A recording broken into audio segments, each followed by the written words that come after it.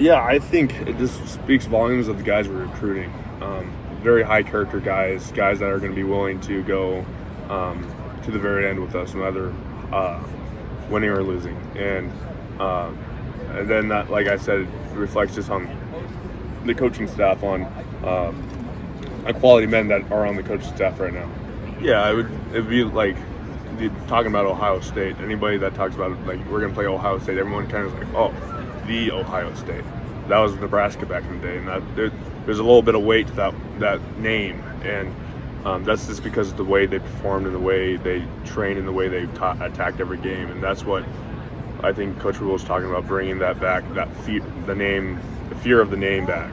So how I look at it is like, I think, yeah, we have a new coach, new staff, but we still have a lot of old guys back, and the nice thing is that the coaches don't go out on each Saturday to go play on the field as the players. So we dictate how our season looks. So I understand new staff, new system change, but it's not, for me, it's not an excuse for us not to win games. Not for having a mindset of saying we're just rebuilding and it's okay to lose games. That should never be your mindset when you're playing a football game.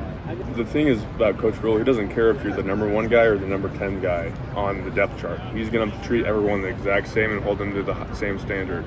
I think the biggest shock is some guys that have been playing for us have been in disciplinary and been, like, I don't know if suspensions or whatever. People have been doing that, and just like Rule has his rules, and if you don't follow them, you're going to pay the price. And that's not just because he doesn't like you or he's saying like you're not good enough. No, it's because he's challenging you to become a better man that you were than yesterday. We always talk about what's next, 1% better every day. He's challenging us to become the best version of ourselves in every aspect of our lives. Is there a role that was maybe trying to be? I don't know. I had a good mindset coming in, not to boast myself up, but like I was ready to win because, like you said, this is my 5th year. I've been through the ups and downs, whatever, and like I said, I don't care how. It doesn't matter how I feel, but I just want to win games. It doesn't matter if I become the best player, best Big Ten guard in the world, or I could be the worst Big Ten guard that's playing. As long as we're winning football games, that's all that matters. What does a successful season look like? I know we're only in July right now. Yeah. What would a successful year look like? I think a successful year looks like if you turn on the TV and Nebraska football play, every single snap they're hitting at full speed. It doesn't matter what scoreboard it is. I don't view things as wins and losses. I think view it as each play individually. And if you could turn on, it doesn't matter if you randomly just come home and you could turn on the Nebraska TV and say, dang, these guys are working. That's what I want. What's being one of the older guys in the team, a 5th-year guy, what's your responsibility in making that happen? That, like I said, I have a voice. I've been around. I've been around enough that I've seen things and know a couple things, and so my words carry a little bit more weight to them just because I've been around so long, and I'm not afraid to use that just for the fact that I've seen what causes us to lose most games. So. You mentioned having a little momentum from like the last couple of games last year. What do you think you got from those that can, what was that momentum that kind of leads you into this? I would just say that would be a taste of our potential, because my time here at Nebraska, we have never won a trophy game. We've been whatever since my time here. And just being able to win against Iowa and hold some type of resemblance of accomplishment was a taste of success that we needed as a team to understand that we can do things here. You know, it's as slow or as fast as the process I always make. I think when I always hear, especially in my journey, you talk about development. And yes, like I think a lot of development comes very slowly, but if a person has their mind made up right, you can make strides very quickly in this, especially in college football, because college football is a physical sport, but at this level, everyone's very physical. That's mental game. If you learn how to channel that mental game and be mentally more competitive than your people around you, you're going to be doing a lot of good things.